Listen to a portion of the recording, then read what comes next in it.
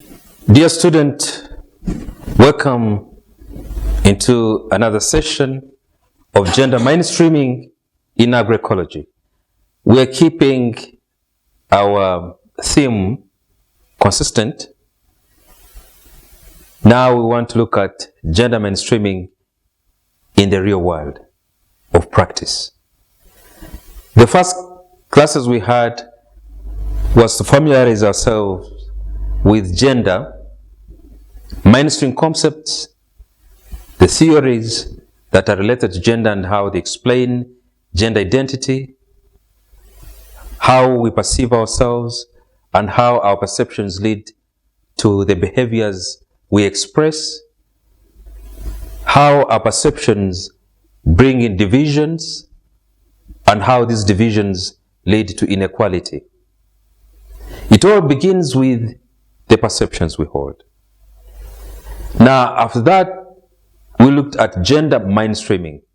Gender mainstreaming is an approach that is integrated in our daily life works, be formal, be non-formal, with an intention of addressing the different social inequalities we interface with. And those inequalities lead to deterioration in terms of growth and development of nation states, especially those which are in the global south, that bring in poverty, continue to facilitate underdevelopment. So gender mainstreaming is about recognizing our differences, recognizing our capacities, recognizing our contributions, and how do we integrate them for positive progress. So that led us to understanding the approaches.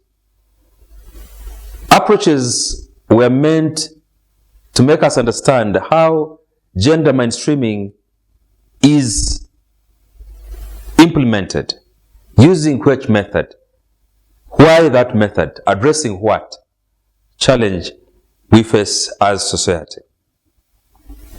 Now, having studied the different approaches, now these are the same approaches which are used in mainstreaming gender in the development world, especially in our development policies and programs and activities, both at national, international, and at local level. So gender mainstreaming in the development world has its historic beginning. And this we shall look at it briefly, and then we see how gender mainstreaming is being applied in the development world. So we focus on gender mainstreaming in the development world and why it was established. There's history about it. The historical trends that took place in the past, focusing on the inequalities males and females meet in the societies they live across the world, across different sociocultural settings, led to the emergence of some of the advocacy campaigns to lead to improving the status quo. Of course, we remind ourselves that gender mainstreaming is a strategy towards realizing gender equality, realizing that we have social differences that are not constructive, and we need to take away some of the values, some of the practices, and we applaud practices that build men and women and make them live equally or harmoniously in the society.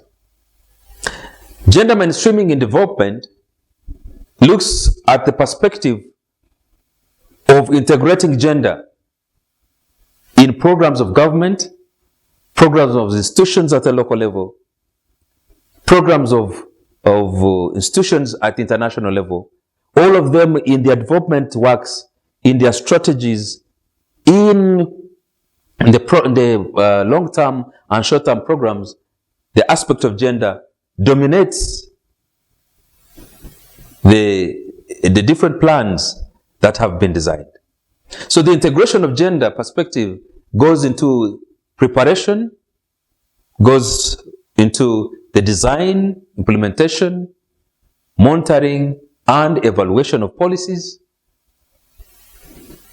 in implementing regulatory measures, and also looking at programs implementation. So the objective of mainstreaming gender in development is to promote equality, to address disparity between males and females, men and women, both young and old, and to combat discrimination. Of course, when these differences are maintained in our social settings, they affect our progress. For example, you might find some males have the capacity to participate or become midwives, if I can say health workers, who help females during labor. They have the professional training. And we only concentrate, it's only a female who can help an expectant mother to deliver. But when doctors are treating, male doctors are treating females, don't they expose them? Don't the females expose themselves? Their physical makeups? Why is it that they don't feel shy? Then we have male doctors in the gynecology sector. You mean the males cannot participate in the maternity wards and also be professionals in midwifery? So we can promote that equality there. We can have open space for males to have training in midwifery and nursing. And we have seen that in Uganda, to remove that discrimination. But also, we have female doctors who have different specialties, competencies, and expertise in the medical field, who are able to give services, to give knowledge, and also to help in the health sector and other forms of sectors. So gender in development is an approach, is a method, is a strategy to eliminate discrimination and provide opportunity for every sex to make a contribution by taking away the values that do not lead us into progress. The differences in terms of sex does not stop someone to have capacity, acquire knowledge, promote one's capacity to perform better.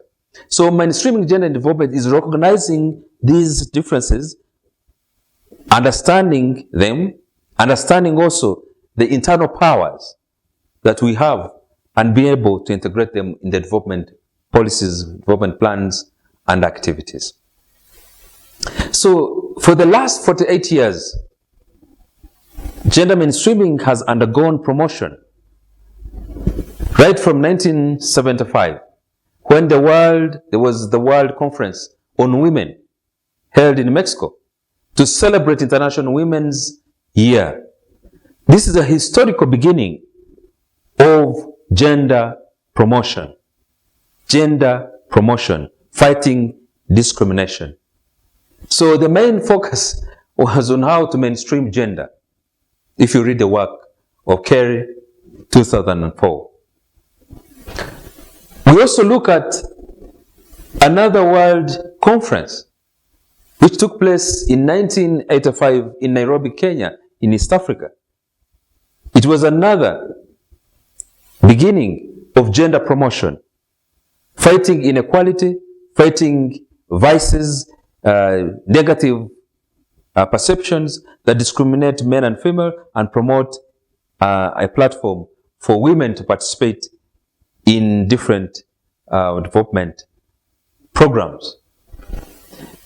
Then in 1995, we see the Beijing, China Women's Conference organized on the issue of women empowerment and development. If you read all these historical trends, you'll find that women have been at the forefront because these conferences were based on affirmative action, how to promote the rights of women in the development world. Of course, their basis was the woman was seen at the periphery of development. They would be secondary. They were not focused on as actors in development. So these conferences focused on how to empower women in the development world. So in practice, mainstreaming gender in development is an integration of both masculinity and femininity perspectives. For example, of course, development begins with establishing policies. At policy level, we see integration of women leaders in the legislature, in judiciary, in the executives, in technical services, and on programs development. So the 1995 conference generated the incorporation of many policies that focused on gender and promote women and men's rights in the world. So since then, several governments and non-state actors have advocated for gender equity and equality through mainstreaming gender in policies of development and programs. So gender mainstreaming, my dear students, is programmed and the development activities at national, subnational, and local levels that we have today. What is the justification? One is to promote equality and fighting discrimination. The second one is to eliminate barriers of women development in those conferences. And also the third one is to empower women by strategizing to promote equality in opportunity of participation, for example, in leadership, in the employment sector, in resource allocation, and other forms of rights. This is what justifies those conferences. We are focused on how to integrate women. Of course, it moved with the issue of women discrimination. So in Uganda, we find gender mainstreaming integrated in agriculture, education, in security organs, in political leadership, and many other sectors of the economy. I think you have identified women police officers in the security, women in the army, women in prisons, women participating in private securities, that they also have the capacity to hold a gun. Women in leadership, we have seen women in parliament, at councils, national committees, both participating with men, and they are also making a contribution in the development of this country. So integrating gender in development policy and program is to address a gap or an issue. Women have participated in planning and men have participated in planning. Both have participated in implementation. Both are participating in monitoring and evaluation. So gender mainstreaming in development takes place in many fields of planning, implementation, monitoring and evaluation, and also in identification of those gaps. Therefore, in development, you have to look at an issue. What is an issue? What needs to be done? How to implement it? So that is putting gender in real practice. Men and female participate in the gap identification. Men and female participate in the planning processes. Male and females participate in the implementation. Male and female participate in monitoring and evaluating impact, and that brings an integration. So in policy formation, policy implementation, policy evaluation, at program implementation, we find women. It depends which sector. Is it agriculture? Is it fishery? Is it in industry? Is it in the markets? We see leadership of women in parliament, here across East Africa, Africa, and also at political leadership, especially at presidential level. We have had women presidents in Africa, especially in Tanzania, so recent, in Sierra Leone, in Ethiopia, and other parts of the world, especially in the Western world, in Britain, in Scotland, in Wales. We've had women participate in leadership at the top in Australia and other parts of the Eastern globe. So the whole thing of integrating gender in development is to bring equality and fight cultural norms and traditions that indoctrinate sex differences between men and women and do not build values of working together. So gender mainstreaming in development is recognizing the gender gaps in development sectors. We've seen women who operate machines in the construction world, women who are engineers, women who are taking part in extraction of natural resources.